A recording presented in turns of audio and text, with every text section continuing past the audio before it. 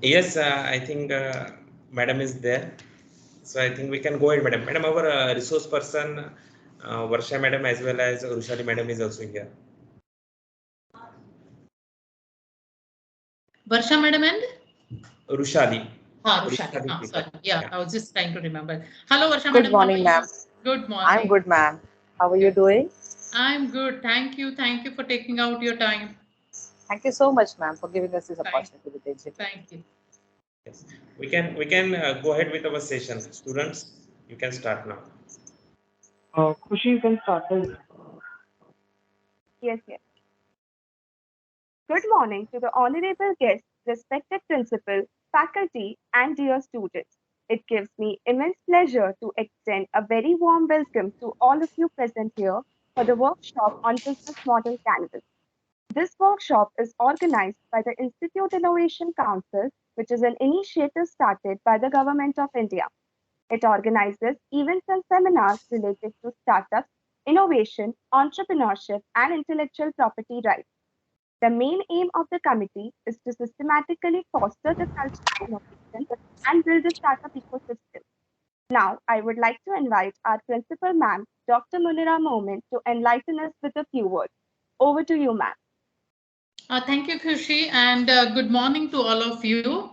It's wonderful to see. Am I audible? Somewhere there is an echo. Yeah, Madam, echo is there. Uh, okay, Khushi, probably you were on two devices. Okay, fine. So good morning to all of you and very warm welcome all students. And Khushi rightly said that it is a systematic fostering of innovation and entrepreneurship. And I always tell student that irrespective of you whether want to go for entrepreneurship, you want to go for research, or you are going to join an industry, it's very important to develop innovation ideas, mindset, and entrepreneurial mindset. If you go to industry and when you work, when you have developed the entrepreneurial mindset, innovation mindset, your working style would differ. And when your working style would differ, the belongingness comes. Whenever there is an entrepreneurial mindset and an innovation mindset, you have an attachment towards your work. And when you are attached with your work, that belongingness comes, and that belongingness brings in totally different kind of attitude when you work in industry. So especially to all students, irrespective of you want to be an entrepreneur in future, or you want to develop an innovative mind, or you want to go in industry, any field you choose, it's very important that you train your mind for innovativeness and you train your mind for entrepreneurial. At BNCP, we have really developed entire year program, and that's what I steal word from Khushi, that it is a systematic fostering of innovativeness and entrepreneurial mindset. We have invited all different speakers from a different areas of business, pharma, life science, and non-pharma.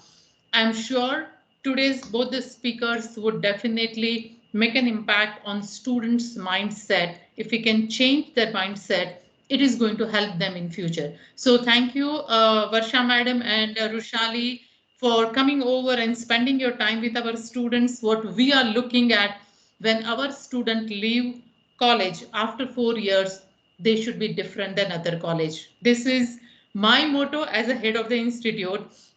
When they are competing with other college students, they should have those extra edge over other students, and that comes in their talking, that comes in their behavior and attitude, which is the ultimate training which we are giving at BNCP. And this kind of sessions are one of is an effort towards that training. So thank you once again. Thank you all my volunteers and IIC members and Sandeep sir and Aarti madam for planning such a wonderful event. So thank you very much, both of you, as well as thank you my BNCP team. Over to you, Khushi. Thank you, ma'am, for your precious words of wisdom. Now, we would like to welcome Dr. Sandeep Zine to speak for a few moments. Over to you, sir. Yeah, thank you, Principal Madam, for your words. And I would like to inform our resource person that whatever the audience we have, that is a set of all the students from BPharm first year to BPharm final year. So all 4 years are there. And hope this kind of workshop will be a great tool to understand business model in a very straightforward or in a very structured way. And I'm sure using this canvas or maybe our workshop business model canvas will lead to insights about the customers we serve or maybe what value propositions are offered through different channels and how an organization or maybe the enterprise makes money from that. So over to you, Kushi, and over to resource person. Thank you, sir, for your remarkable words. Last, for today's session on Business Model Canvas, our invited speaker is Ms. Varsha Shah. I would now like to take this opportunity to thank our speakers for accepting invitation to preside over this session. I will also like to thank Ms. Roshali Kulkarni for the coordination of the event. Varsha Shah is a life strategist, entrepreneur, and behavioral expert. She delivers leadership training to students in schools and colleges, as well as structured workshops that instill a progressive mentality in every learner.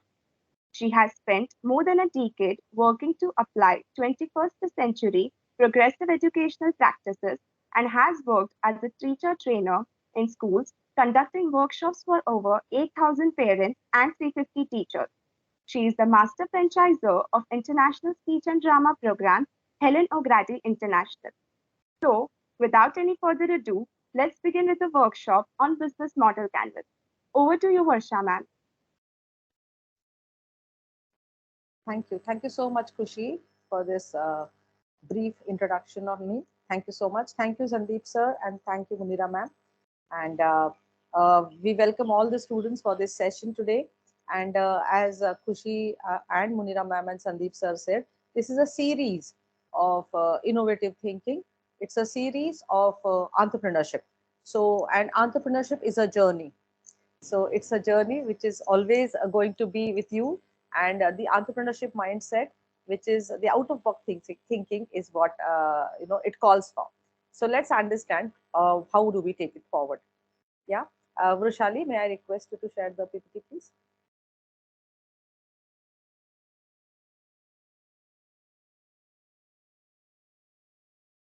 From the first slide.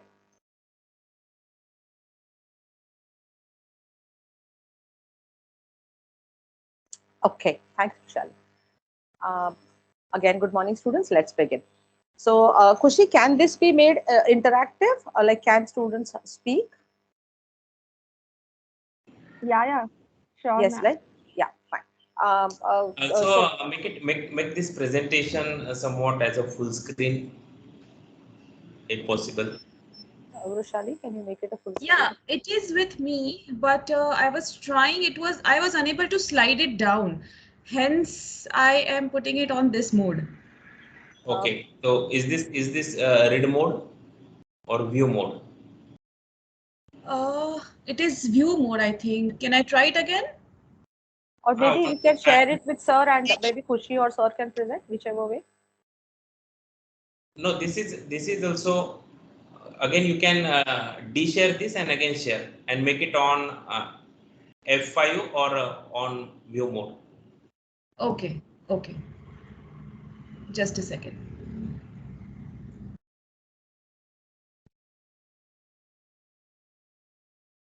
So while Vrushali is sharing the slide, students, I request you to participate.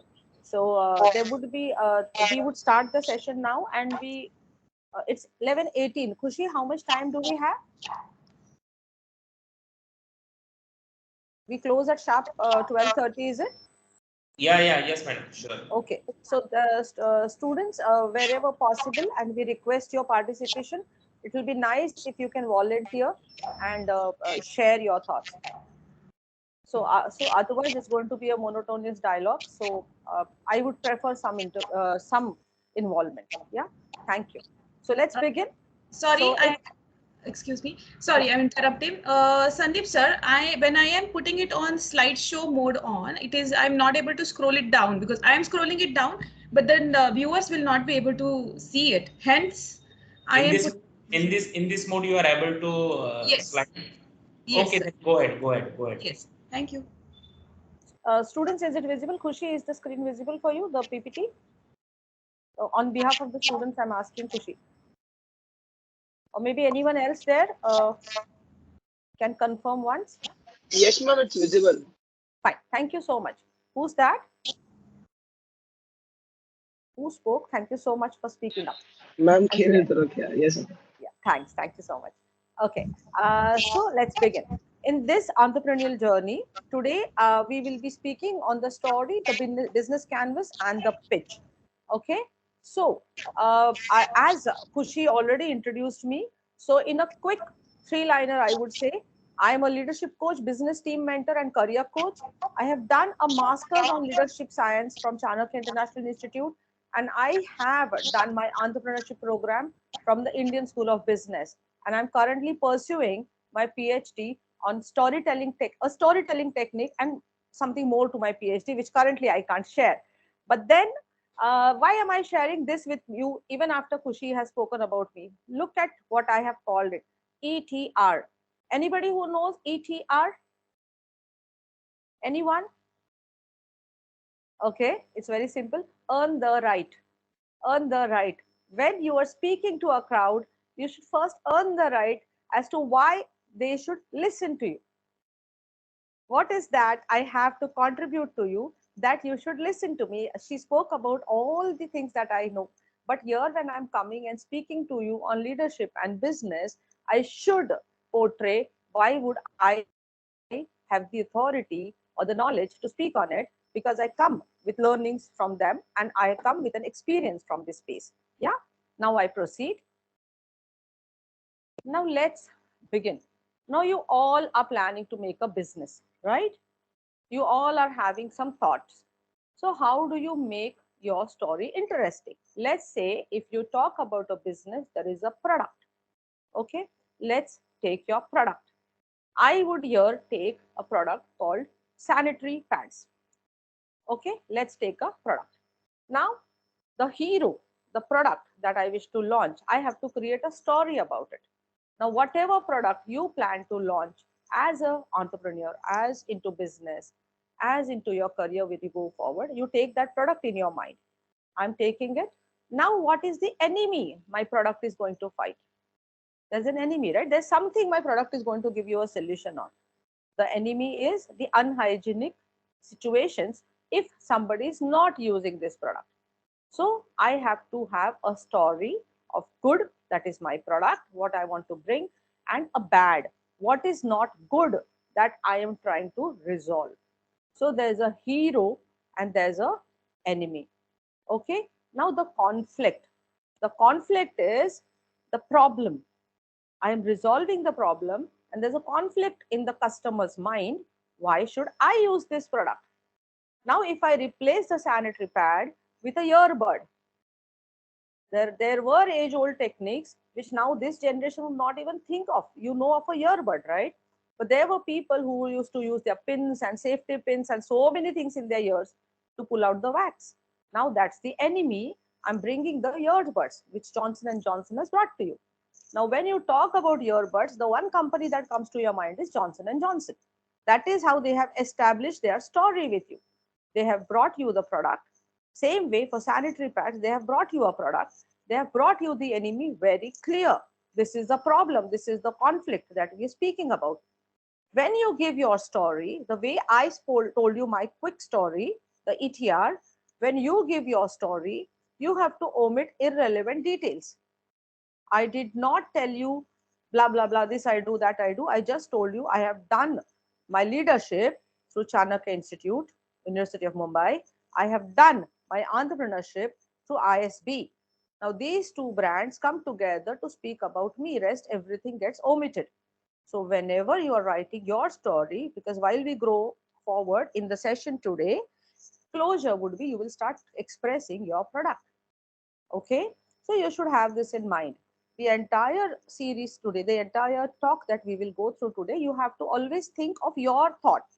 Whatever example I would cite, you would think of your product, your thought, your business idea, and we take it forward from there. That is what you should have on your mind.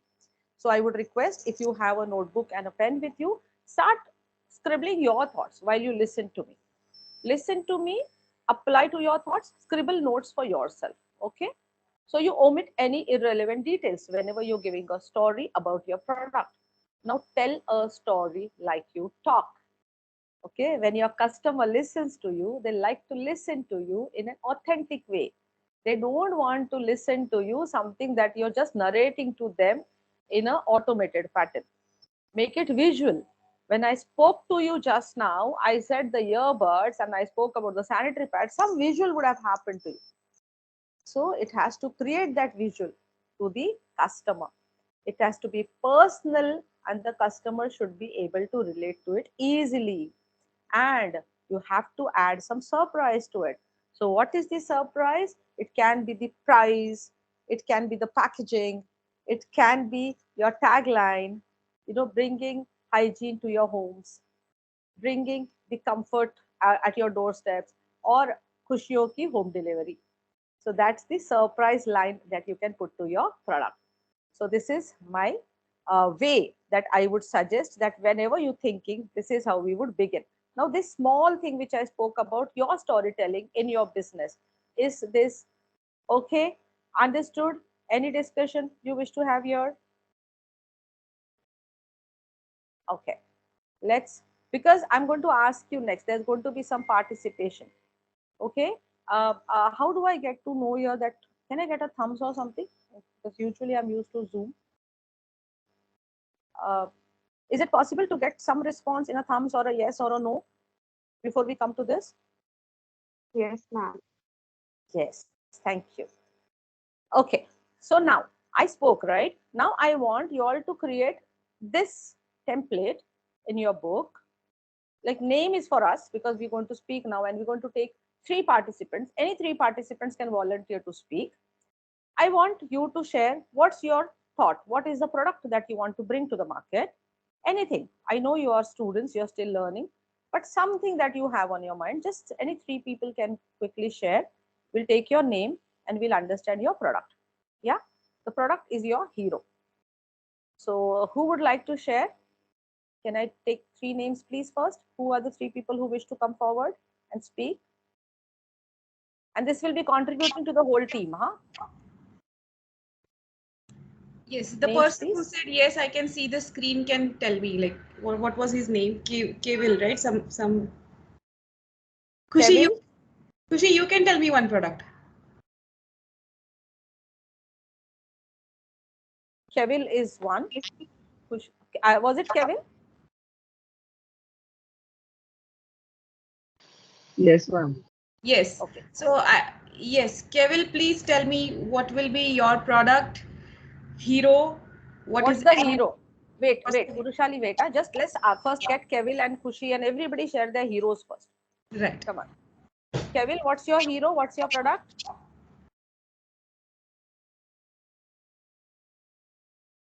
See, you all have heard stories, right? That's the hero. So bring up your hero.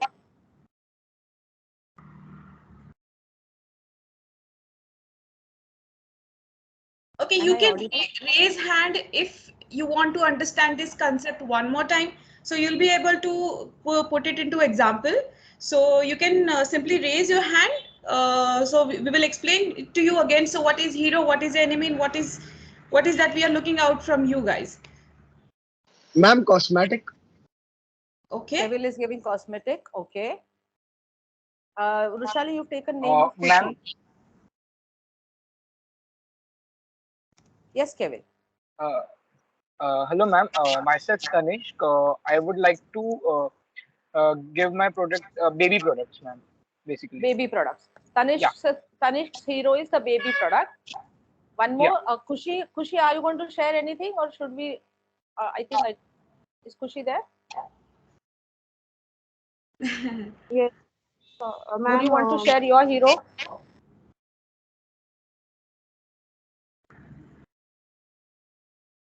Kushi is not prepared, then somebody else can. Yeah, so ma'am, my name is Lajja and I would add hero as a menstrual cup. Menstrual cup. Okay. Raja's hero is a menstrual cup. Fine. Now, see, again, as I said, I'm taking three samples, case studies, but then this is for everybody's benefit. So understand where are we coming from. Now, Lajja's is menstrual cup, Kevil's is cosmetic, and Tanishq is baby product. So let's go again to Kevil. Kevil, what is the enemy? Now, what is the enemy that the customer is facing where your hero is going to save or help?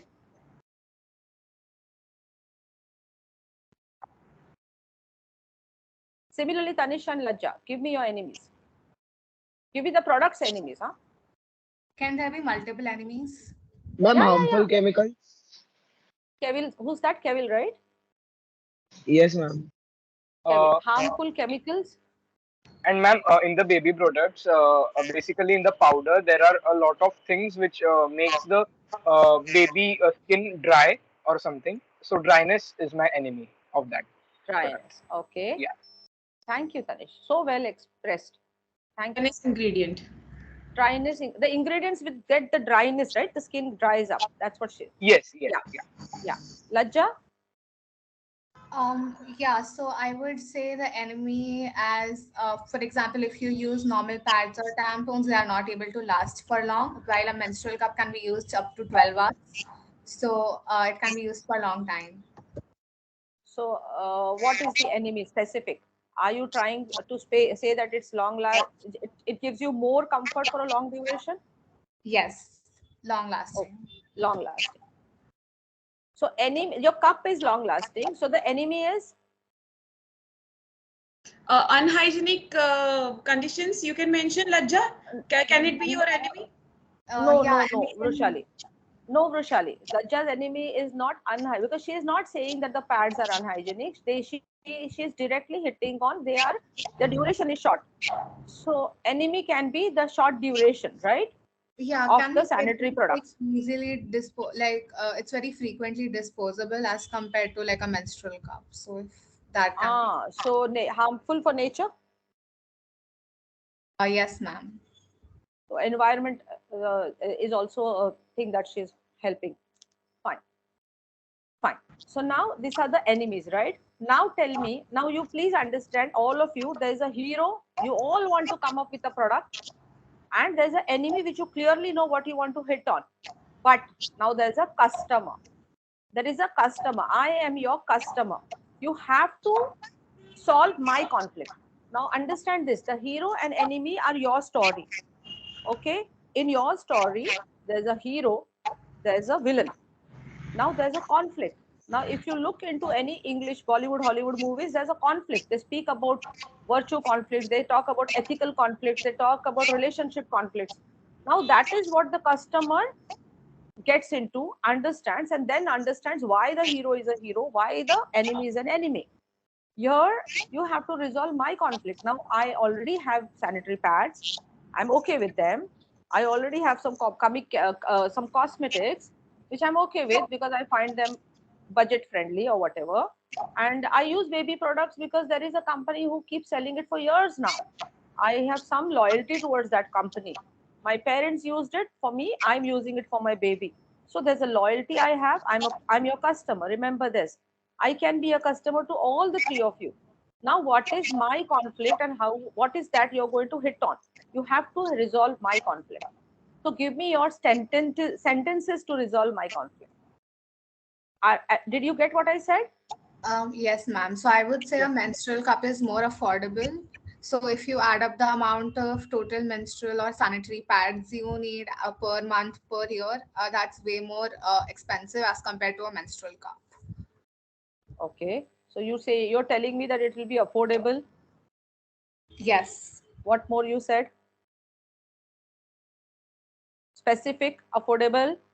That's your sentence. You're telling me, ma'am, it's going to be very affordable for you. What else? Can you please help me understand again? It will be affordable. It will be good for the environment. So environment friendly.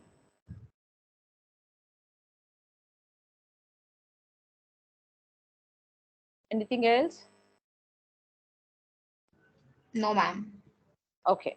So now we go to okay. Now Lajja's hero, the menstrual cup, the product, is going to fight the enemy. That is a short duration which ladies face, that they have to keep changing the pads, and then the disposal of it is not that, it takes time, it's dangerous, and the conflict that the customer is going through. Oh, why should I go for this? So she's trying to tell me, ma'am, it's going to be affordable for you, and it's going to be environment friendly.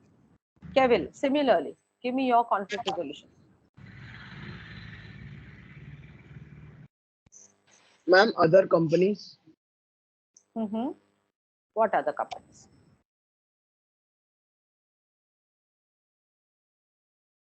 What do you want to say about other companies?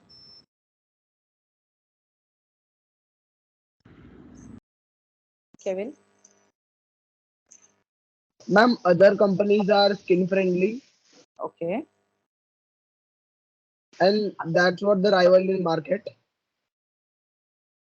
I didn't get the conflict. You said others are skin friendly, right? Yes, ma'am. So then, because then if it's a skin friendly cosmetic, why should I go for your product? Let me put it like this. I'm already using Lakme. Let's say I'm using Lakme. It's a brand, quite affordable. Why should I go for your product? Ma'am, it's paraben friendly, that's why. Okay. Prushali, say that. Mention that. Okay, I couldn't hear him. Can you say it again, please? Ma'am, it's paraben friendly. Paraben friendly. Paraben. Okay. Yes, ma'am. Pardon me. BIN, if I'm right. Yes, ma'am. PARABEN. BEEN. BEEN, yeah. BEEN, friendly. Anything else you want to tell me? Ma'am, and packaging is better and easily applicable. So easy application, because more than that means easy application is what you're telling me. Yes, ma'am.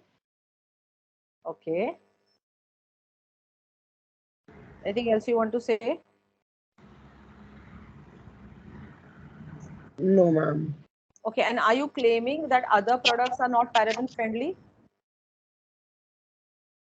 Yes, ma'am. Okay. Fine. So next, thanks, Kevin. Tanish? Yeah.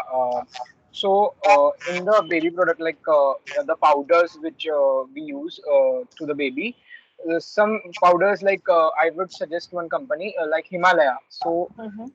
they have the content which make the skin dry, very dry. Like Mm-hmm. so, I would make the product uh, which the product does not make the skin dry. I would like to make that way product. Like Yeah, but what is that? Now, yeah. as a customer, you didn't resolve my conflict. I am Okay. still using Johnson and Johnson. Now tell me. Okay. So actually, the thing which makes the skin dry, first we have to moisturize the skin by using some ointment or lotions which are available, and then we have to apply the powder which does not make the skin very dry or something. Okay. So are you trying Yes. to say that you're bringing me a range of products that a baby should Yes. use? So Yeah. it's a Yeah. range, right? Not only a powder, but you're giving me Not only a steps. powder. Yeah. You're giving Yeah. me steps. So you're basically educating the parent with the range of Oh, your products, right? yes. Yeah. So basically, you're creating that awareness. That is the conflict that you're resolving, because today I'm just going buying some product, though they Yes. are good products, but I do not know.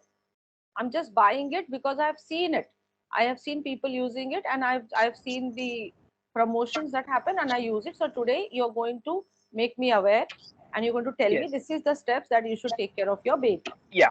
right? Yes. Great, great. Now let's see this slide. Now what is that I started with? I started saying this session will cover the story, your business canvas, and your pitch. Correct? Now this is your story. Is everybody with me? This is your story. You have to create your own story. What is the product you're going to work on? What is the enemy? And this is, you should do it in your next few years of education. You should keep thinking, incubate it first in your mind and start researching. Create, like I asked Tanish, what is that you're planning to do? Are you creating awareness? Yes, that means he's sharing knowledge. So you have to go that deep in understanding what conflict are you trying to resolve for the customer. Unless and until you resolve a conflict for the customer is not going to find your product as a hero, because there are so many out there. So your product would not stand out as a hero. So you have to figure out your story, your hero, that's your product. What is that the product is going to resolve? What is the enemy that's there in the market?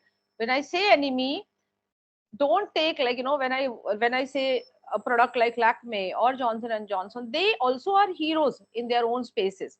But then your enemy should not be termed as enemy, but the competition. Here the enemy is the competition. You have to study well on your competition. Who are the products which are competing with you? You have to research well on them. After you research, so your story would have your hero, your product, the competition, a deep research on competition. What are the competitors? What are they giving? What is the difference that your product gives to their product? And that is the conflict. So when you find the difference, that's the conflict you're resolving. So when you start jotting down your conflict areas, your story would be great. So when you narrate your story, your customer understands, because you come from the customer understanding point of view. With me, everyone here? Yes, ma'am. Yes? Yes. Ma'am, So, sorry for yeah, interrupting. yeah. Ma'am, just make a change that it's paraben free. Just make that change. Paraben free. Remove friendly. Yes. Sorry. Yeah. It's Okay. free, not friendly. Yeah. Okay. Thanks, Kevin. So, but now with these examples of Lajja, Kevin, and Tanish, we tried to create how you have to start thinking of your product and your story. Okay, because your story. Let's talk about any, whichever genre of movies, like Hindi, English, German, whichever movies you enjoy. But there is some plot that happens which gets constructed, right? Similarly, in your story, there has to be a thought first that I want to get into business and I want to do business in so and so product. I want to bring this out. And that is your startup. That is your product. Now you start the product, you decide you find the competition, research thoroughly, and you resolve the conflict. These are the 3 steps which you have to start immediately. I can say start thinking on it effective today. It will happen to you if you have found it, like these 3 who shared, beautiful. And you can still research more into it. And those who've not found it, you can start thinking on these lines.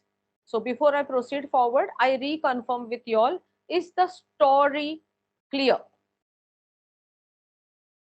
Yes, ma'am. Yeah. Yes. Yes, I've tried to make it as simple, but the story comes across like this, okay, for any business. Now let's move forward.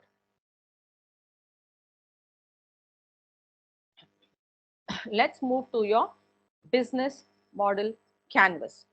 Okay, now all of you here, have you all given it a thought what it is?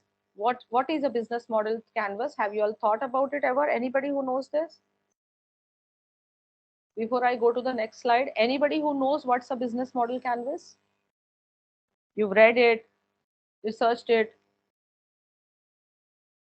Would you want to share? Okay, never mind. Let's move. Okay, a business model canvas is something like this. Okay, we will share this slide with you all. We will be sending it to maybe Zine sir, and sir can share this with you all. You can take a printout of this and fill this up. Okay, you can fill this up, or you can draw it in a big book, create it and put it on your walls. But this is your business model canvas. So today we will start understanding what is my business model canvas. So we will stay on this slide. What I would suggest you all is, in your book, while I am discussing the parameters here, you can jot it down. So the key partners, the key activities, key resources, I will spend more time on the value proposition, the customer relationship, channels, customer segment, the cost structure, and the revenue streams. This is what comprises of your business model canvas. This is like a menu. This is like a thali. We eat khana in wherever we belong to, and we say in a thali, this is all that should be there. Or if you talk about makeup, then this is all that should be in a makeup kit. Or you talk about a picnic, this is all that a picnic should have. Likewise, this is all that a business model canvas should have. Okay. Now, what are your key partners? What are your key partners? The people who are your suppliers. Who are they? Who are going to be your suppliers? Now, you have a hero, right? You already have a hero. So that hero, you will require certain things to create that product. So who are your suppliers? From where are you going to source it? Then is there any partnership that you can create? Like, sometimes the raw material you need in bulk. So is there any partnership that you can get into? Then have you researched on that partner well? And what are the activities that you will be performing? Okay, like if particular partner, let's talk about the cosmetic product. Okay, for a cosmetic product you would require certain oils. Yeah, so where will you source it from? And when the oil is getting sourced, the manufacturer of that particular product, how is he or she conducting that activities, so that in the long term when your product is bigger, is it matching with your ethics of business? Otherwise, when your product gets bigger, if your partner is getting involved into some unethical process or activities to derive the product, then your product can get affected, right? So key partners, key stakeholders, these are people who you should research very well. So in your business model canvas, the key partners, who would be the people you would associate with, who are basically, these are people who will be your suppliers and your resource people. If you're building up something, let's say you decide to build up a knowledge center of whatever you have learned, you want to share it as a knowledge center. Then who are people who would come and contribute there? What is the whenever the product is coming, what is the research those guys have done on it? What is the background they come from? What are the qualifications they come with? That is how your knowledge center on your particular product can evolve. Okay, they should come with some key expertise. We cannot have somebody there with a different expertise in your product. Then that person may not be able to contribute or help you grow your product. So on the key partners, any query on the key partners?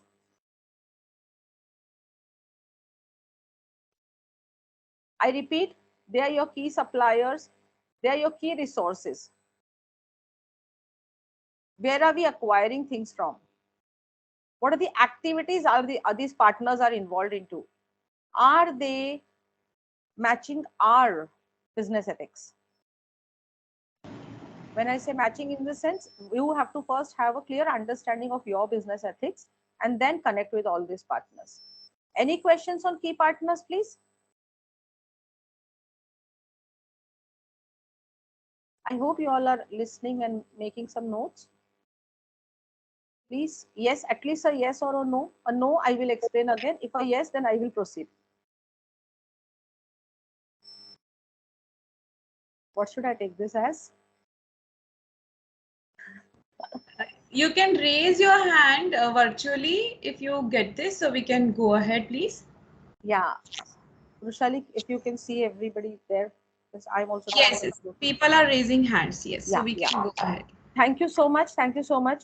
At least that gives me thank you so much, because that also makes me realize that you're listening first. And thanks everyone. Okay, I proceed now. So the key partner. Now I go to the key activities. Okay, what are the key activities that you're going to bring into your business? What are the distribution channels you're going to have in your business? What is the relationship that you want to establish with your customer? And what is your revenue stream? Where is the money going to come from? I will want you all to note it. I repeat, in the key activities, what are the key activities that you're going to get involved into? If it's a product, let's say cosmetic, what is your role in it? Like cosmetic could happen with a mix of many things. So what is it? Are you only resourcing from everywhere and you just going to create a mix of it? Are you only going to be involved into the packaging part? Are you going to have a formula for it? Are you going to get what is that you're going to get involved into? Yeah, that is, you have to be very clear. In my business, this is where I wish to focus on. Okay, like let's say an educational let's say a coaching institute. Okay, and you want to start, somebody wants to start a coach, like a college or a coaching institute. Let's make it simpler. So coaching institute, somebody wants to start a coaching institute. So what is that activity this person is going to get involved into? Is the person going to teach? Is the person only going to coordinate and get all the faculties there together? What is the business model where this person wants to bring his or her expertise? Yeah, so the key activity has to be very clear for you. What is the key activity in your business that you wish to take? Are you the scientist there? Are you going to be the researcher there? Are you going to have other people do other things, but you are going to only solely focus on building the formula for your product? What is that you are planning to do? Okay, secondly, which are the distributors that you're going to, channels, the distribution channels that you're going to get into? Let's say, if I talk about distribution channels, which are the people, like, if I say suppliers, where are your suppliers going to be from? What are the plans that you have for this area? That you have to make it very clear. Okay, till here, can I proceed for the next?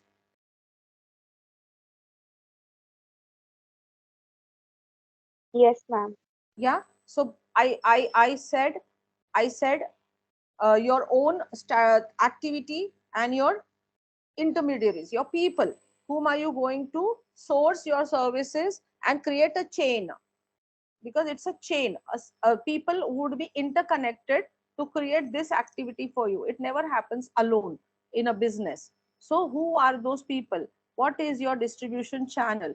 Who are your suppliers? All that has to, your suppliers are also your key partners, and they're also a part of this channel that you create.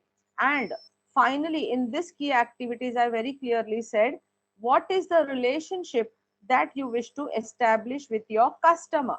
You have to be very clear. This is my product. This is my relationship that I'm going to establish with my customer.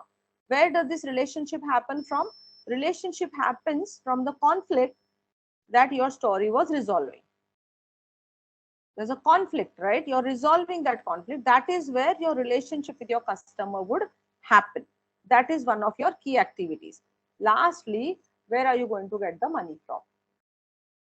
Where are you going to get the money from? Are you going to go for a funding? You're going to look for an investor? You have your own funding? What is the plan that you have to write? So these are your key activities. Key activities are your action areas you should start thinking and building, right? Then I come to the key resources. This sheet, since I would be sending it to you and you're making your notes, you have to write it in this sheet. I am not giving you any ready template because everybody will have a different idea. And normally what happens, if you show something, it is a tendency to copy paste. So copy pasting will not be a business activity then. A businessman is always an original thinker. An entrepreneur is original, right? If you're getting into it. So that's why I am not pasting it here. Also, a little difference, since I spoke about a businessman and entrepreneur. Business is also something which you just see and copy paste. You see somebody doing a business and you copy paste to earn money.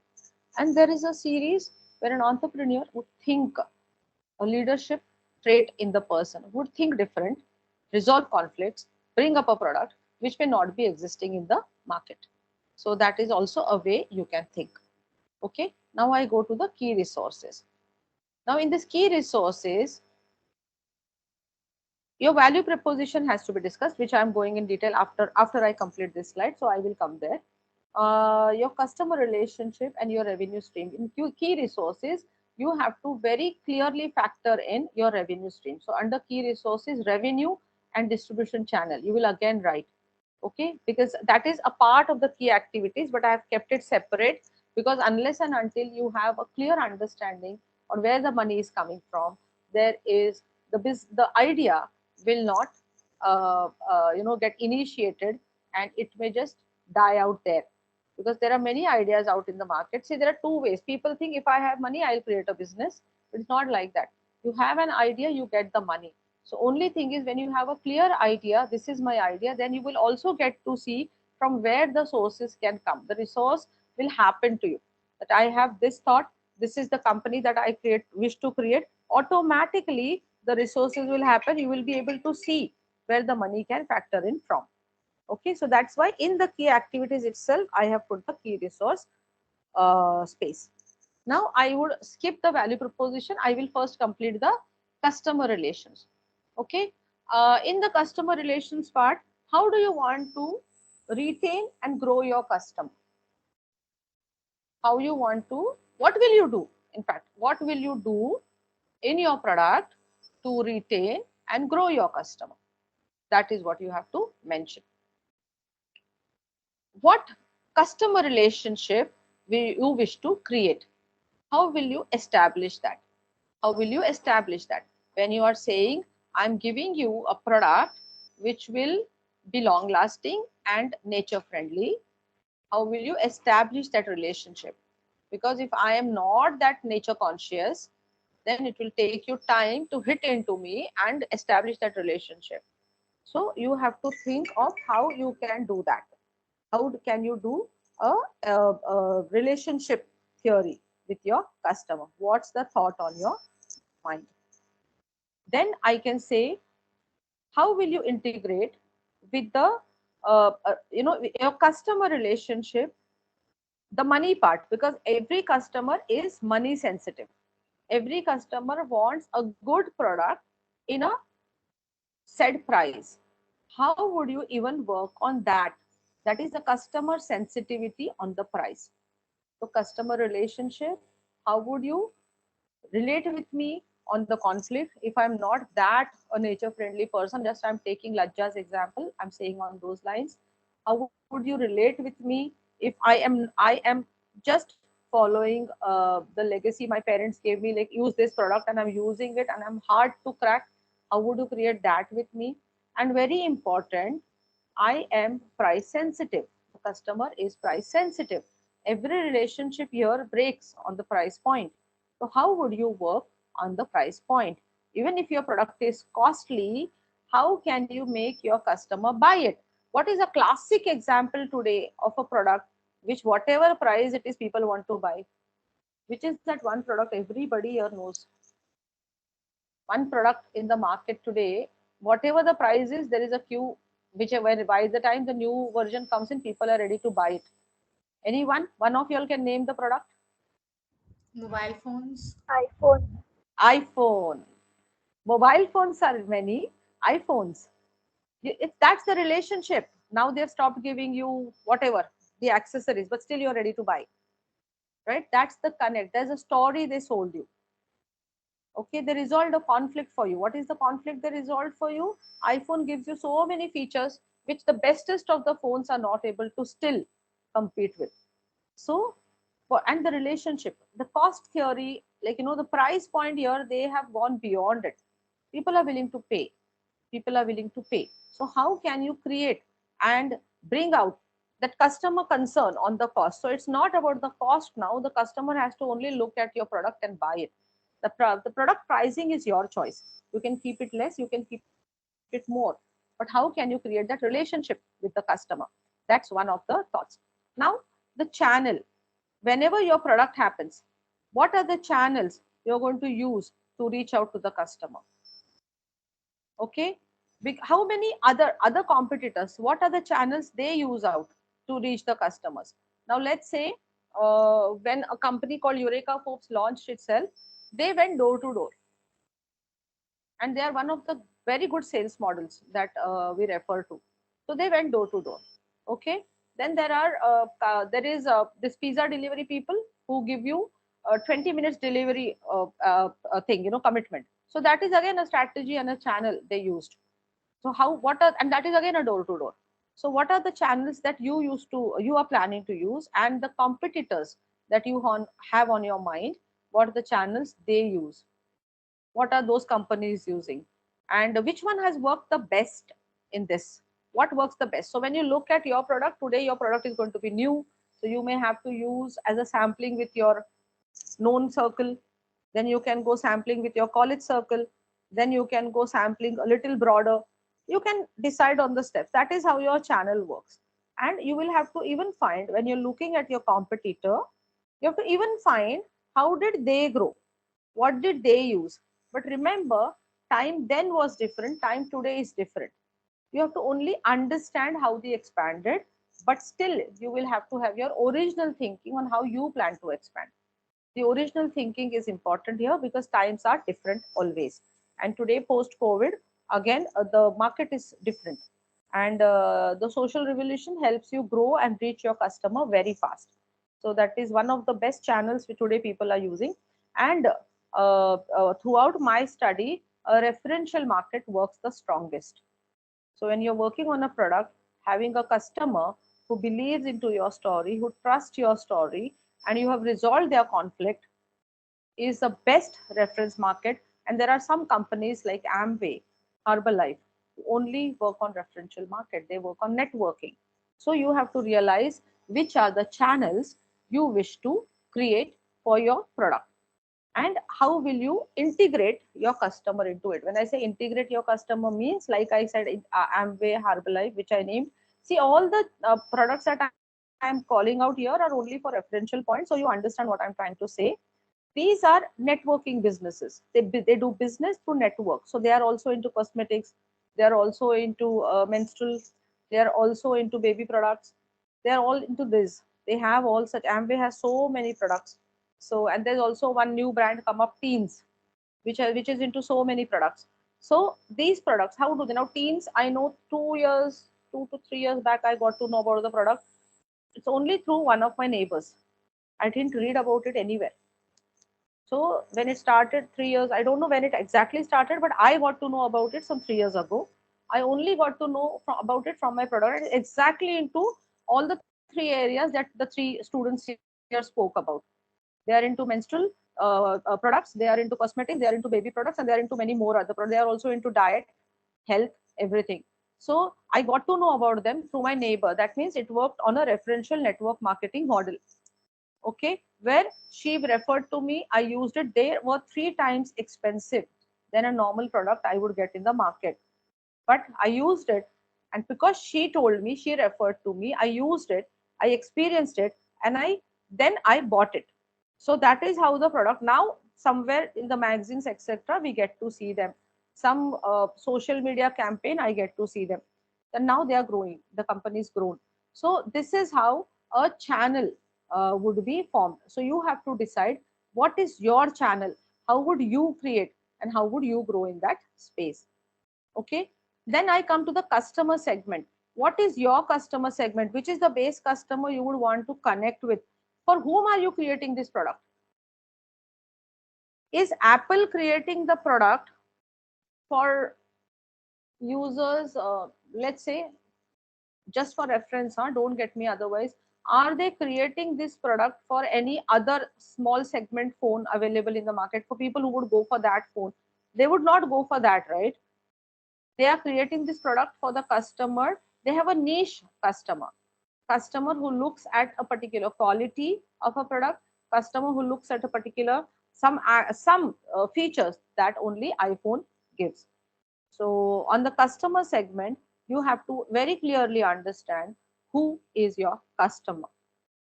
You have to have that niche. What is that is so important for this customer? Now there is a Starbucks and there is a coffee shop at every corner. Why do the customers require a Starbucks? They have researched, they have identified their customers, they know why their customers would come there. So that is how you should know what is that you will that will appeal to your customer and who is your customer. Any questions till here?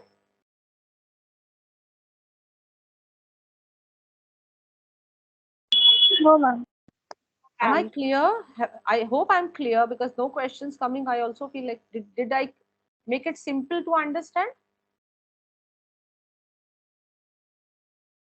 And Yes. I hope you all are making notes. So when you get this sheet, you will fill it up. Yes, ma'am. Yeah, thank you. Thank you so much. I am, because as I said, I repeat, I said I am only giving you pointers here so that you think and write your own pointers. So when this sheet comes to you, do fill it up, and you can actually print it in A4, A3, whatever size you want, and put it on your wall, study place, wherever. So you can look at this model, and this model will evolve. Today, whatever you're thinking, you write there. There is nothing called, you don't stop there. You write there. Every time you'll have an idea. You can keep this template and you can redefine it. You can actually create a soft version of it. But then I usually tell to print out so that you can put it on your wall and start putting things on it as and when it occurs to you. Ideas will keep happening to you.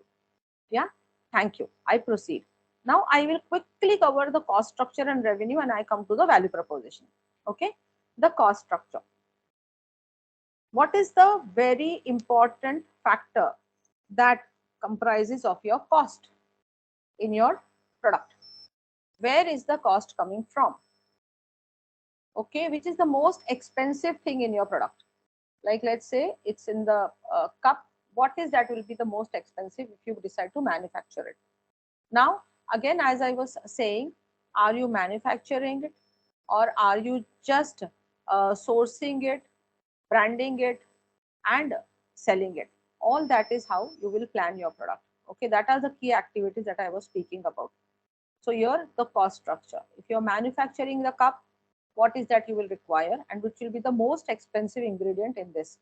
Similarly, if you're doing the cosmetics, what is the most expensive ingredient that you would get for this, and what are the other ingredients? You have to very clearly mention that. Where is the cost going to happen? It will happen for sure, right? So where is it going to happen?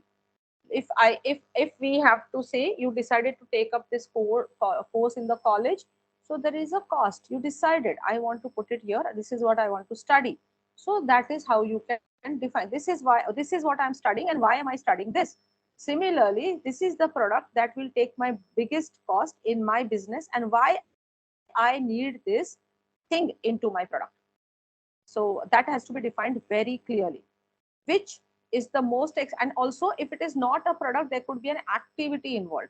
Like I was telling you, if you decide to do a knowledge center, then there is an activity. Then there would be one faculty who would be the most expensive, or maybe there would be one study material or a knowledge sharing material that you will source, and you will have to pay for it. So what is that you're going to pay for? What is that activity or that product that's going to cost the highest for this business setup, for this product to happen? Okay. Once we do it on a prototyping, then we know how we can multiply the cost here. The way we increase the manufacturing, that is how then the cost will change. But if more number of more sourcing, lesser the cost. But still, whatever is expensive will always be expensive compared to the other ingredients in your product. So that is what you have to write down. Revenue stream. uh, the way I said, how are you creating, what is your price sensitive customer? I said your customer is going to be price sensitive. So here you are going to understand what is the revenue model you wish to create for your customer. What is going to be your pricing tactics? Revenue model. Now say if you are selling, I'm going out of your area but then going to some other area. Let's say you are a builder selling houses. Then they come up with revenue models. You can go for a loan, even phones nowadays people sell on loans. So that is a model they give. So that is how you have to decide what are the revenue streams. Now I was referring to Amway, Herbalife. These products make you their channel partner. So you invest there first. And then that is how you start building the model, so that when you build the business, the company owns and they pay you also. That is how the whole business model works. So here you have to realize and understand what is the revenue model you wish to create for your customer, and what is the pricing tactics you will use in this revenue stream. Okay. Now, before I move to value proposition, okay till here? Yes, ma'am. Okay. Now, I would briefly tell you why I'm coming to the value proposition, because I'm going to spend a little extra time there. But on the business model canvas, understand this. This is a visual representation of your business. This is like you are actually creating an image of your business. It's the way you plan an event. If you're planning a birthday party for your friend, you plan, right? Guests, what will the guests be, who are the key partners, where will you source things from, what all is going to happen, what are the key activities that you're going to be involved into, are you going to host the event, are you going to sing a song for your friend, okay, what are the key resources you will be requiring here, like what is the channel you will use here, who are the people who you will be linking, like if you say I'm going to sing for my friend's birthday, then who are the people who will play music for you, who's the people who will do the lights for you, you will be also want to get recorded, right, while you are singing, who's going to do that for you, so you create that. Then what do you in your customer relationship, what is the relationship that you wish to establish with this friend of yours, why are you doing this, why is it so important for you, right? Then if this channel is why, how are you going to invite your friends, how are they going to know about this whole thing, correct? Then when you come to the customer segment, that is your friend, you is like, what is the most important in this whole event for your friend, what is the value you're creating for this event, in this event for your friend, what is the most expensive thing that this event is going to cost you, the cost structure, and how are you going to create that money. So when you plan for an event, you plan so clearly. Yes, everybody, when you plan for an event, you plan like this, right? What are you going to do, how are you going to have the money into it, how is it going to be a group event, is it going to be solo event, you plan everything, right? Similarly, this is a visual representation of your business. You're going to create it for you, and you're going to put a very key areas that I have put here are your strategic factors. They are the important factors of this model. Okay. Now I come to the value proposition. Value proposition is your story.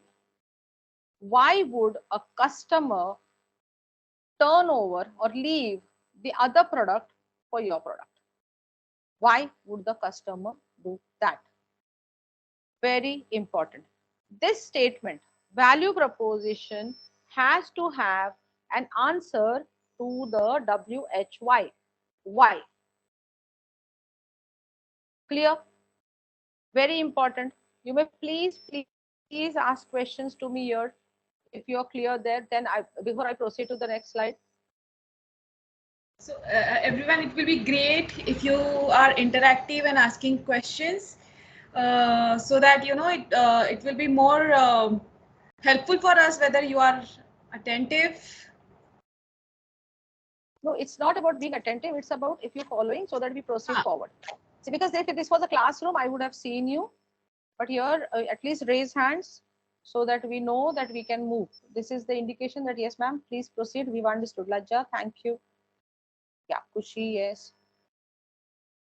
And 2-3 more hands. Yeah, Hetal, Aditi. Yeah, great, great. Thank you, thank you. So please keep show of hand is important. That gives me a feedback. Thank you, Swati. So basically, the value proposition, I said I want to spend time there only to tell you a very simple reality, that the reality remains, why would anybody buy your product?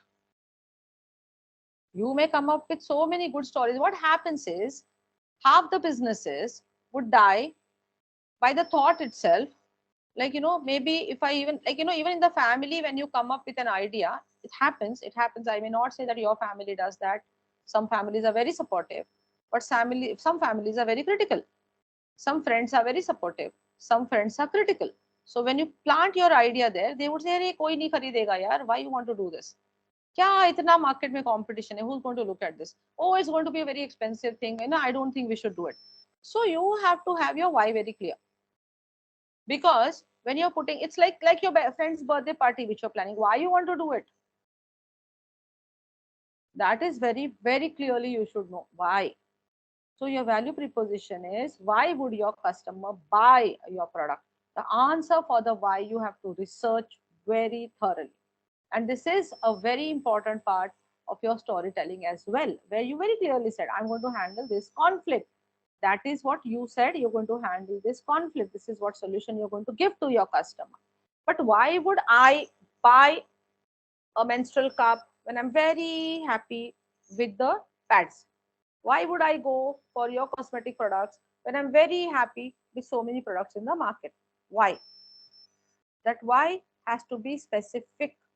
You have to know your why, that when you sit with me, let's say you go for an investment, the investor will keep asking you why would anybody buy this, why would I fund your product, why would I invest in your business?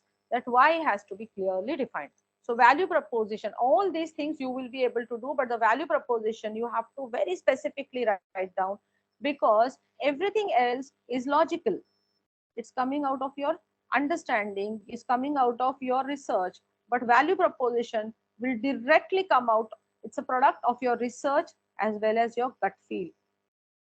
So you have to write your value proposition very clearly, because if you've not done your research well, if you yourself are not convinced on your product, your customer will get the vibes and the product doesn't succeed.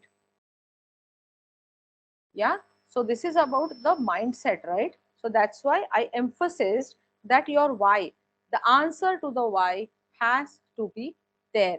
So now I would give you a value proposition canvas as well. I am going to give you this business model canvas. Now I will also give you a value proposition canvas. Rushali, can we go to the next slide, please? Yes. Now this is your value proposition canvas. Now here by this time you have your company, you can call it whatever XYZ, like Lajja Private Limited. Let's say a product is the menstrual cup. The ideal customer you already identified. The substitutes are your competitors.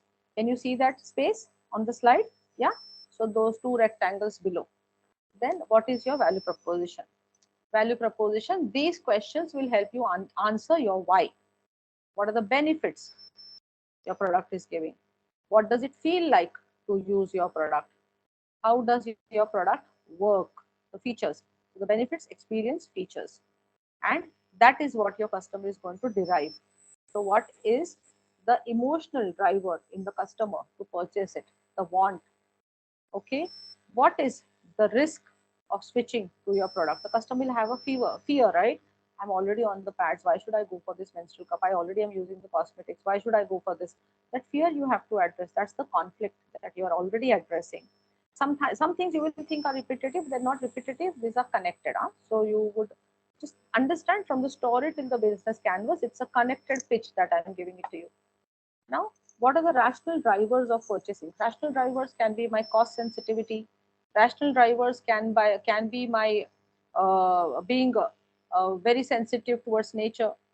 Okay, that could be my rational drivers. Rational drivers could be you telling me, "Ma'am, you please use oil and then moisturize it to your baby, then use this." Oh, now I think, oh, that's true. He's right. But then you're doing a knowledge sharing with me. Then only will I understand. Till that time, I'm a sold customer, already sold customer. So what are the needs? Because sometimes what happens is I need this product, I need your product, but I don't know I need it. I need the oil for my baby before the powder, but I don't know I need it because I don't know it's aware. So I really sometimes the customer doesn't know what the customer doesn't know. So you have to bring that awareness to the customer. Yeah. So this canvas also, I would want you to give it a thought. This you have to think and thoroughly scribble down all that is on your mind. And this will be your journey till you start your business. The business canvas and the value proposition canvas, you can create it your way. This is a representation only, but the pointers that I have mentioned here, these would be always the most sensitive areas that you will have to work on, because unless and until the customer sees the benefit. So I want something and I can see it here. I see the benefits. I experience it. I experience the product, and I see the features of the product. I would not buy it. Now let me give you an example here. You all may be having your favorite brands, whatever your favorite brand is, clothing, accessories, cars, whichever your favorite brand is. Think all that you like about the brand. Think. Okay, take your brand on your mind and think all that you like about that brand. Now if you think that a jeans, let's say a jeans denim, which everybody uses very often, gives me comfort, then your need is comfort. Look at the customer need. My need is comfort. So if you give me comfort, if your product is satisfying my need of comfort, I can look at your product. That is how it is. What is the fear? Fear is I'm already using an X brand jeans. Why should I go to your brand? So that is my fear of switching. Why should I shift to your new brand which has come? So that is where my fear lies. So you will have to work on my fear. Give me the fabric that you're using. Give me the elasticity of that material that you're using. Give me whatever my previous product probably is not giving me. Maybe my previous jeans is maybe very comfortable for me, but at times, I feel that it is not absorbent, not sweat absorbent, or maybe it itches, whatever I may be having. You have to somewhere hit on it because I'm not aware of it. You have to bring it to my notice, because before I switch to any product, I will be always fearful. Okay with this, the value proposition canvas? This also will be shared with you, this slide. Yes, ma'am. Hands, raise of hands, please show me your hands so that I can go forward. Yeah, okay, okay. Thank you. Thank you. Now I come to the last part. What is your pitch? Okay. What is a pitch? Your pitch will explain your business to your investor. Now we spoke for so long about the customer. Now you also will require funds for your business, correct? Now there are two types of funds that will happen. One is when you sell the product, your customer will buy it. But before that, for you to launch the product, the investor has to fund it. Now the investor can be your father, who has to believe into your product. The investor can be a company who is funding it, somebody, some angel investor who comes into it, some uncle of yours who's willing to invest in your product, whatever, whoever, like the product, the person is. But there has to be a pitch for it. What is your pitch? Your pitch will explain your business to the investor to make them take a decision for you. You want a car, you go and make a beautiful pitch to your father,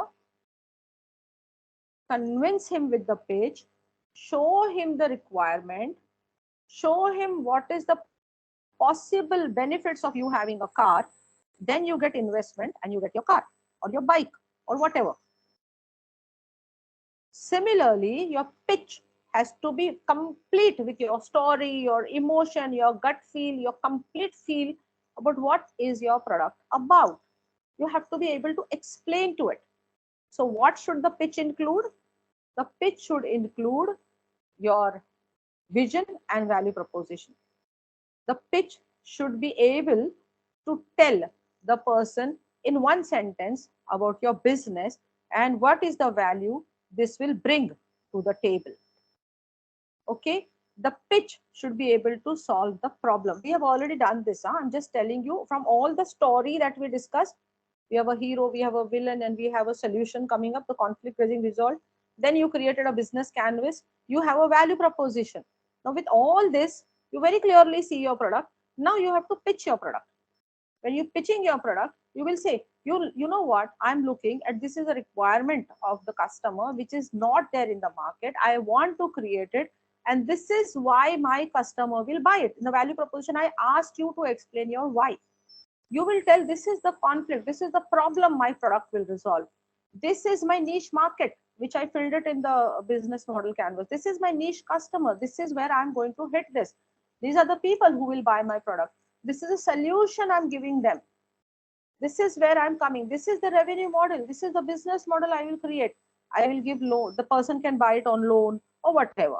Okay, and this is the momentum, the traction and the roadmap means this is the momentum of my business. My business in year one will be year two I plan this, or maybe in the next 5 years this is how I plan my business to grow. Okay, this is how I will have my journey. Like first year I'm planning to do this, in the next 5 years I'm planning to do this. So that's the roadmap. That is how I will travel through my business. And we spoke about how are we going to use the channels. So what is my marketing strategy? We spoke about the people, the distribution channel and the people. So what is your team going to be like? That is how your pitch would proceed. Yeah, your business pitch will tell you what exactly is required, and this is what your investor will look into. Rushali, yes. Now you have to write your business story. Okay, in the till the pitch, I have covered everything that we did early. Now come to writing your own business story. Okay, now when you're writing a story, your story already we discussed, there's a hero, there is everything we are resolving. Now you have to have very clear parameters, because unless and until you engage your customer into your story, they're not going to buy your story. When I say engaging the customer into your story, it should look like a very real story, that this person who faced a problem, who has seen the ladies going through this problem, they were traveling for 12 hours and they had to stop at place, or she, this is like Laja can say, once I was traveling and my friend had to stop at 2 3 locations and we had to actually find a place where she could change her pads, and it was it was discomfort and this and that. You create a story of your experience and you set it. The client has to understand what are you telling. You have to understand that you have researched, experienced before you bring the product to them. You have figured out why the client would require this. So your story should have some set parameters. So who is telling the story? So if you are telling the story, why are you telling the story? Okay. Secondly, why is this story being told? You're telling the story because you face this, you've seen people using powders for their children, you've seen children's skin going dry. You have to tell that. When and where is the story taking place? I told you, right? I'm traveling with my friend, I saw this. I saw a mother using the talcum powder, and that is not actually good for the child, and the child got dry skin. So you've seen that. Who are the people in the story? Because your customer will want a story. So here, Lajja and her friend are traveling. Kevin, right? Kevin had cosmetics. So Kevin has seen a child doing so and so. And no, who shared the child one? The dry powder one? It was not Kevin. Tanish, Kevin was Tanish. Tanish, yeah. Tanish said the powder that is getting applied dries the child's skin. I have seen it. My brother's somebody or my friend somebody, somewhere. Because when it comes to you as a thought, you must have seen it, you must have witnessed it somewhere. Okay. And what are the people trying to achieve? Like in this story, people are trying to achieve some freedom, like the freedom from dryness, the freedom from that 6 hours, 8 hours, or whatever hours of changing, the freedom from those cosmetics which are going to be dangerous for my skin. So these are my challenges that I'm facing, which you are helping me resolve. You have to answer these questions in your story. And as I said, these questions also are going to be shared with you. Many of these slides are getting shared with you so that you can work around it. Yeah. Then I go to the next uh, important set of your brand image. Spiritually, yeah. Be authentic. Be very authentic. When you're telling your story, when you're telling your brand, your customer has to trust you. Okay, you cannot fool your customer, because if you fool your customer, your product will close, it will shut down miserably, it will fail. Okay, your story doesn't need to be, you know too glorified. It has to just be genuine. This is the problem I thought it is. This is a problem I feel is a problem, and I've found a solution on it. It has to be very transparent. The customer should know that you're unique, you understand, and that is why you're coming up with this. The emotional connect you can create with your customer. And you should be like an open book. You should be expressing what you want the customer or your customer to know, because understand one thing, your customer is something that you're finding within yourself. You're finding a problem and you're finding a solution. That is what you're trying to give to your customer also. So that transparency and that expression will create that connect between you and your customer. Next, please. You have to have, with the canvas that I'm sharing, you have to have a clear outcome. Okay, the story that you are trying to give to the customer should very clearly have an outcome, like who are we, who we are, and where we come from. Okay, this is something where you're telling them, I am so and so, I am coming from my college so and so, I have researched so and I feel this is what I wish to offer. The outcome that your story gives has to have the spark of confidence in the offerings and the values that you bring to the customer. And you can use real life outcomes to convey your message. Again, as I said, these are just pointers to cover all that I have done till now. Okay, be consistent. You A disorganized brand story leaves customer confused and uninterested. So you have to be very organized, very clear. So when you go, again coming back to your car, motorbike, cycle, bicycle, whatever you want story to your father, your mother, try creating a disorganized story. They will not listen to you. Try convincing your professors on something you want, but a very disorganized way. Nobody is going to entertain you. So a customer will stop trusting you if they don't see you consistent. An investor will not invest in your product if they don't see you consistent. If they raise a query, if you go back, research, come back and present to them, then only will an investor invest. So you need to be consistent when you are speaking about your brand. When can you be consistent and authentic? When can that happen to you? When you have researched well on your brand and when your whole canvas, the business canvas, is clearly documented. You document it, then only can you give value. Because unless and until you document, I don't know whether you know the word called shake chili. It's all here, just thinking and thinking and thinking. It's just all your thoughts. Nothing has worked in material.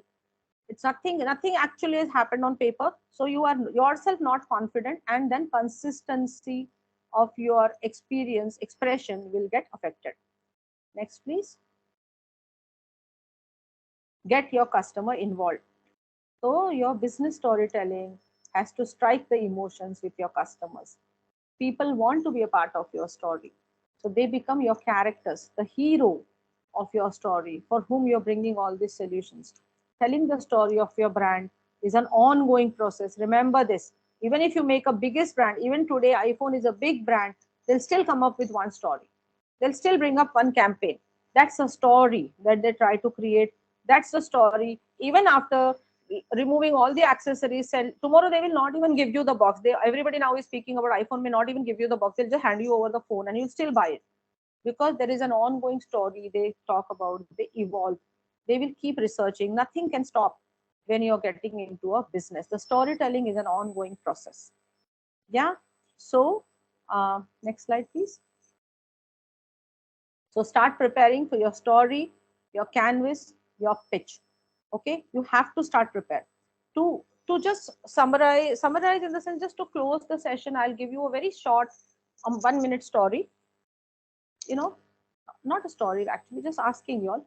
There are 5 frogs. If anybody knows, you can also answer. If nobody knows, you can still answer. There are in a pond. There is a log. Okay, a wooden log. 5 frogs are sitting on the log. One decides to jump. How many remains? In a pond, there is a wooden log. There are 5 frogs sitting on the log. One decided to jump. How many are remaining on the log? Simple question. One of you will at least answer.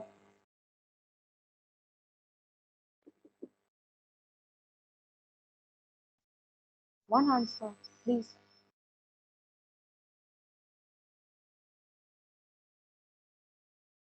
Kevin, will you answer, please?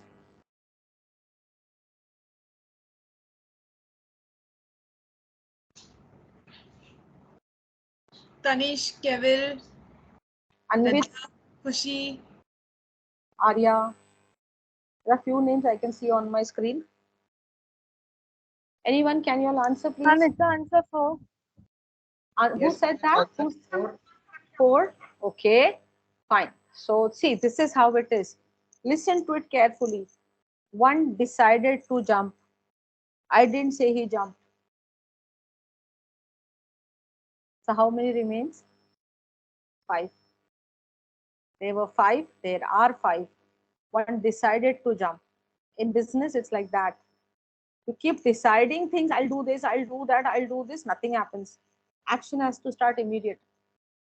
So after this session today, once we email you the slides, kindly go through them and kindly start preparing immediately. Everyone who wants to do business, the time is now.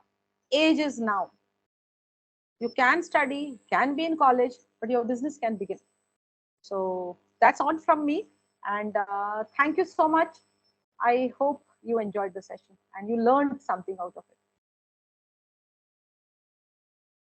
it. Vishali, you may please close the sharing. Thanks.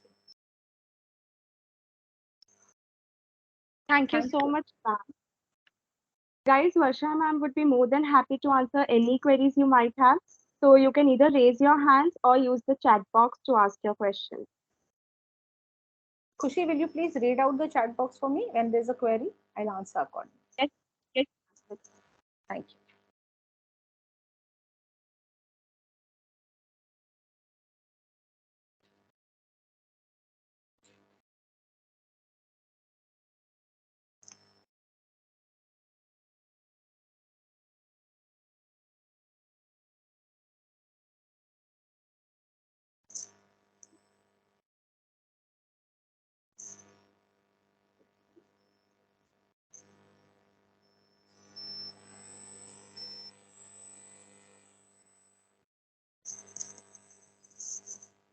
No questions?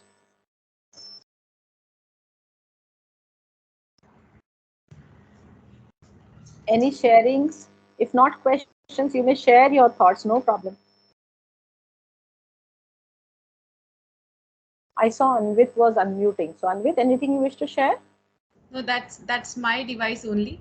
I have logged in from 2 devices. Oh, Rushali.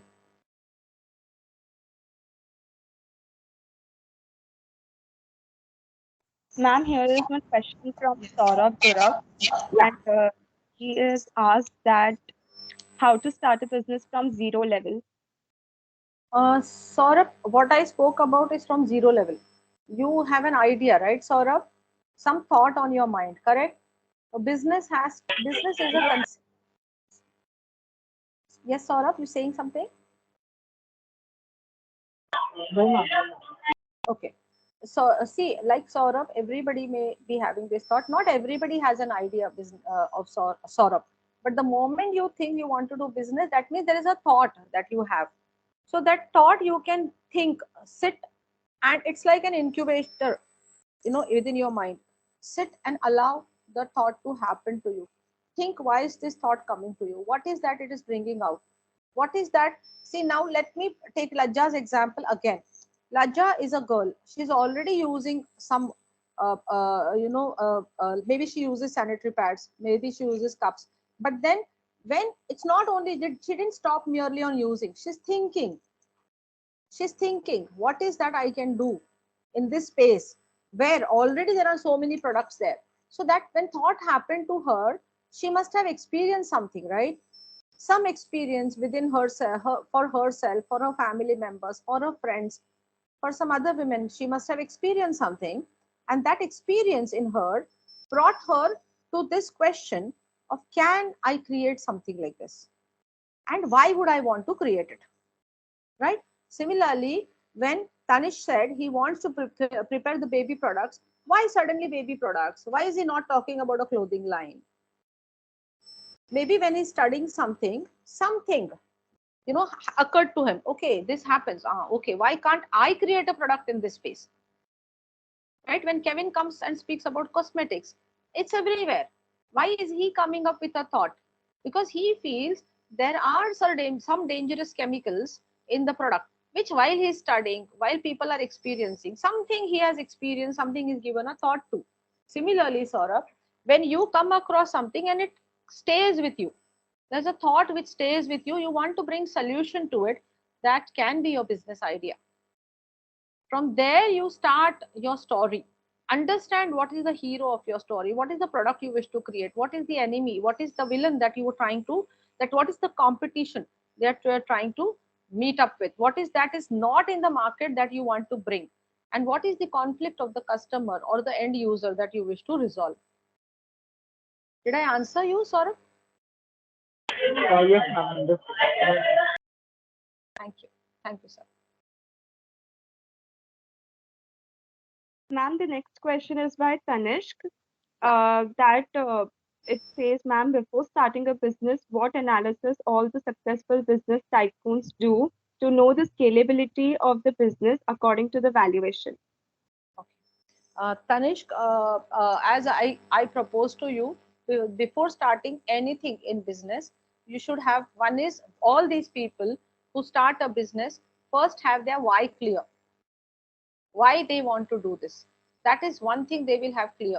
Once they have that clear, then they would get into researching of the value proposition canvas. Okay, everything else that you create for your business model canvas will happen to you automatically. So when you are doing your why and you create your value proposition canvas, like what is the product, so all these people must have thought of a product. Let's say, let's take a brand Geo. Okay, we had so many other network providers in the market till Geo has come and has taken over the market. Can you see that? So what is that they worked on? They understood their why. They said, I want to bring something to the Indian customer at a X price. Or they might have thought that I want to kill the competition and be the leader in this segment in the country. Now, when they do that, then they reach the customer. They did their value proposition. What is their customers' emotional drivers? Customers' first emotional drivers was the price point. So much data for free. You know, Geo started with all this. See the strategy they used. They worked on the price point. Then they worked on the fear. The fear, shall I move from a Vodafone to the other network? Can I do that? But then that fear already got addressed because they started putting towers everywhere. Now their network is more comfortable than any other network. Then they would work, that is they address the fear as well as they address the customer's need for good network in a low price. So they worked on the customer's value proposition, which directly connected with the product. They started seeing the benefit of the product.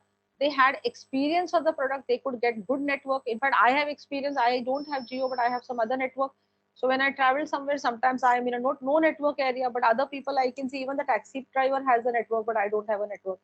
So I checked with the taxi driver. He'll say, "Ma'am, I have Geo." So that is what I am experiencing now. Oh, so should I also take a Geo? Then the feature, how does the product work? So when the value proposition canvas that I shared with you, Tanish, if you work on that, that is exactly how your business will grow. Once you have that clear, then it is very easy for you to go to a investor, and that is how it scales up. Did I answer you, Tanish?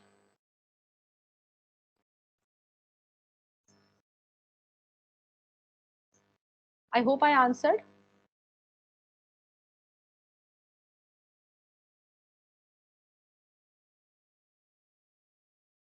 Can you check, please? Yes, ma'am. Just a second.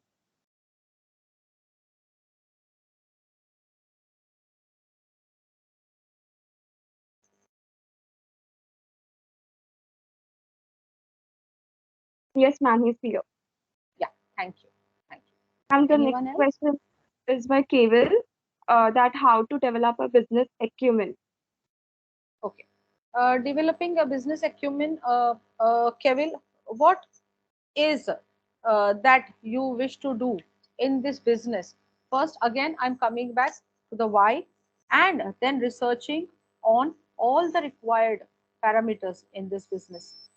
Because a business acumen will only happen to you when you start studying. Because what is an acumen? Acumen is your understanding of the product or of that particular thought, so that you can take a decision, or you can make a good decision only, I'll say.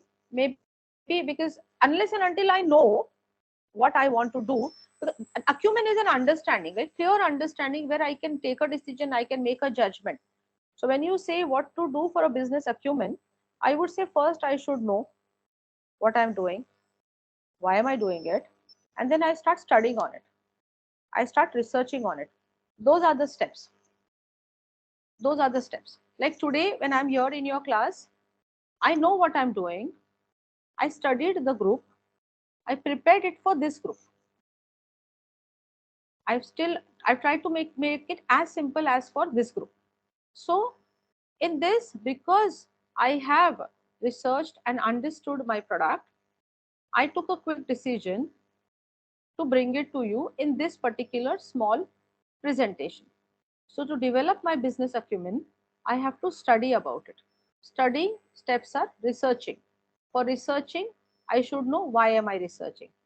If I have to make it further simpler for you, you want to go for a trek, first know where you want to go. Then you will research about the place. Then you will research about which vehicle you should take, you know, trek or whatever, bike ride or whatever. Just think whichever situation you want to be in. But then where you want to go and why are you going there, if it is clear for you, then you will manage the other stuff. Then your research will start, study about that particular place will start, what is that one you want to go and do there will start, what you wish to explore will start. If you need money for it, then convincing your investor, that's your parents, will start. Your pitch is ready, you speak to them in a particular way. That is how it will happen. So that is how you gather business acumen also. Research, study is a key factor here. I hope I answered, Kanish. Yes, ma'am. Thank you. Ma'am, next is by Hardi, that how to be a good business model asset to the company. Sorry, can you please read it That again? how to be a good business model asset to the company. Good business model. I couldn't get the word. Asset to the company. As it to the company. Asset as A double S Asset, E T. asset. How to be a good business model asset to the company. I didn't understand the question. Can you please ask me again? I understood what you read, but I have not understood what she wants to know.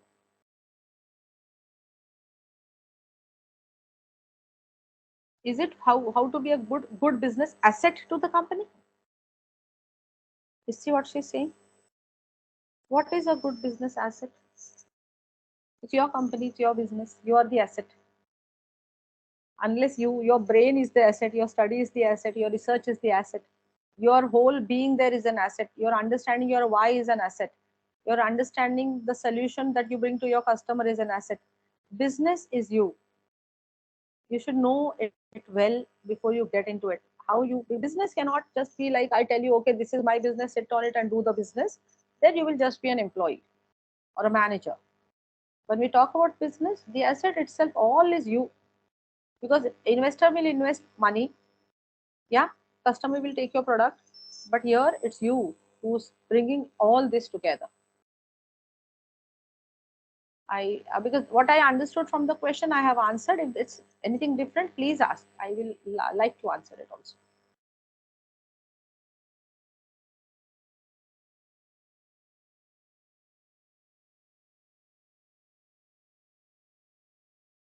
Anything?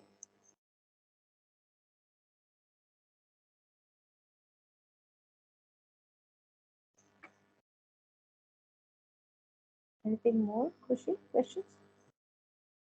Ma'am, lastly, I would be asking one, Yes, please. that how to be confident in front of other people while presenting, or while presenting the business model or something. uh, how to be confident in front of other people while presenting a business model. Okay, I will share a small story of my own life. I have been at the ISP. I have completed my entrepreneurship program through ISP. So there, we had a session where we were supposed to present our business model. Okay, it was a big auditorium, a very big, like a movie theater with a big screen. Okay, and I had the remote to that screen where I can present my PPT. Now in this big auditorium, it was chilling cold, and there were three people, only three people in this dark auditorium, a dark room, sitting there in three corners up. So they maintained a very long distance from me. Normally, human beings, when we speak, we like to speak eye to eye, right? Like right now, also, I find it very discomfortable, like, when I don't see faces. So but then we've got used to this technology now. But when you're talking about something really important, you like to see eye to eye with the person. You like to see the person respond to you. That is how your whole thought process evolves, and you can speak and you can contribute, and you feel the person understands you. So in this room, the people were sitting top there, so I couldn't have an eye to eye contact with them, and it was freezing cold in that room, and I was supposed to make my business presentation. Now what happens? Confidence shatters, right? It happens, right? And I was feeling cold. I was feeling cold. Then I took that 10 seconds, I would not say 10 seconds, to just gather myself and understand the room. Because it's like you're waiting out and you called. When you called, this is how the room is. You enter in a dark room, three people sitting there, they say, oh yeah, Varsha, come in. And I go there and I get to know that I have to present on the screen, which is big enough, like a big theater screen, and I'm standing a small piece there with a remote in hand. Confidence shatters, but I took those 10 seconds to gather myself, take a feel, start. Because when I start, the PPT that I had made, the presentation that I had made, was my research, was my study, was me. Authentic. I was authentic. I was real. I was myself. I had a value proposition. I knew what I'm doing. I'm speaking about it. I had my pitch. I had my story. I had my villain. I had the hero. And I had the conflict clear in my mind. Ask me anything, I would say. Ask me anything. I know what I'm here for. Yeah. And that is what helped me. And I stood second in my presentation at ISP. So that was one big achievement for me. But then that is how it is. Confidence, see, there are many factors, and then when you go to an investor, they will shake you up, they will doubt you, they will. But it is like your love. Business is like your love.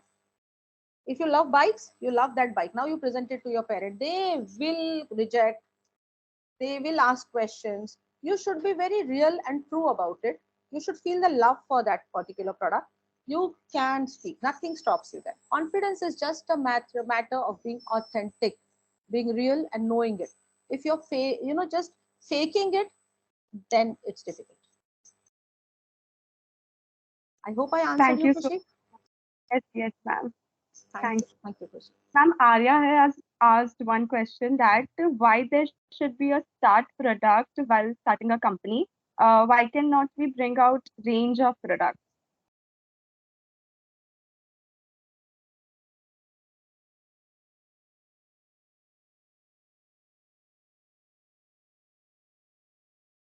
I think she got stuck. Varsha got stuck. Just a minute. Yes, no problem.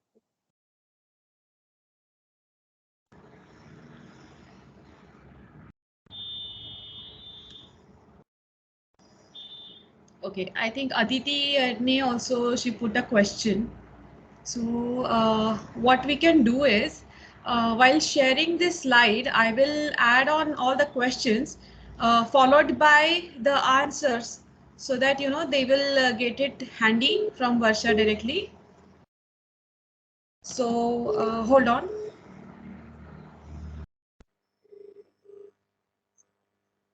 Yeah, Khushi, I think, did I lose connection or was there a problem? Yes, ma'am. No, ma'am, you got stuck. Oh, I lost. Okay. Sorry. Yeah, tell me. What Ma'am, was the question?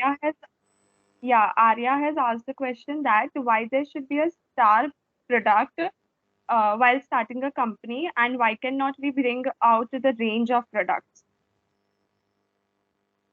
Why should there be a start product and why should not be there a range of products? There can be a range of products. As far as there, it's see, when you're coming up with a business, Arya, come up with one thing first. If you clutter things, then the customer doesn't trust you. You're talking about multiple things at a time, so you cannot be stepping on many stones at a time. So like we were doing the baby product, we spoke, right? Tanish's baby product, we spoke. There will be oil, then there are steps. So there is a range of products. He's not giving one product. So people may buy different products. There is a mix. And similarly, I spoke about companies like Amway and Herbalife, multiple products. You speak about Johnson and Johnson, multiple products. You can bring range of products, but you have to start, because when you're starting, start with one niche product. People should remember you for that, and then they start connecting your products. When you bring too many products in the market, problem is you will not be able to do justice with a particular product. People don't know what is your niche product, and then investment, the channel, everything will become a very expensive thing for you. So it's, nobody says you can't have a range. You can have one range after the other. There are so many types of coffees you get at Starbucks. They don't wait at one coffee, no, but they have established the brand first. Did I answer, Arya? Yes, ma'am. Thank you. Thank you. Ma'am, last one is by Aditi, that what kind of attitude should we maintain while showing leadership qualities? Authenticity, Aditi. Leadership is pure. You are a leader when you're convinced with what you're speaking.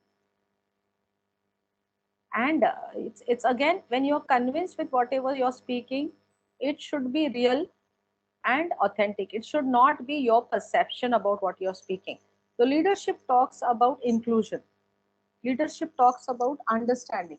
So when you are coming as a leader into business and you are coming as a product to your customer, the real you, the authentic you, the researcher you will stand out. Okay, it should not be your perception. Like when Lajja shared that she wants to bring the she wants to work on the menstrual cups. She's not coming with something unreal, and nor is she judgmental. She is not saying this is bad, that is, but she's just saying I want to come up with this. She is real with her experience. She is authentic with what she wants to contribute. So leadership calls for these two major qualities of just being real, being authentic, and research has to be true. It cannot be your perception. Yes, there are many more skills to leadership. While you grow, we can have maybe, if you all like, we can have one more session in the classroom. I would like to meet you all. Probably we can take up leadership there in more detail. Yeah, I would be speaking to sir if that's possible. We can do that. Yeah. Anything more? Thank you, dear. Mostly all the questions have been answered. So thank you so much for addressing all our queries. It was really an informative session, and I'm sure the valuable knowledge that you provided us today will definitely help us in our careers. Once again, I would like to thank Ms. Varsha Shah for taking out time to enlighten us with knowledge. This is a small token of appreciation from our side. We are immensely thankful to our principal, ma'am, and the faculty for gracing this session with their presence. A final thanks to the audience for being actively present during the session. IIT VNCT assures you all that we will continue to bring such informative sessions. I hope you all had a good time. Thank you and have a great day. And thank you so much. Thank you, Kushi. Thank you so much. Thank you, sir. Thank you, ma'am. Thank you, all the students, for being here. Bye. Have a nice day. Shall we leave the session, Kushi?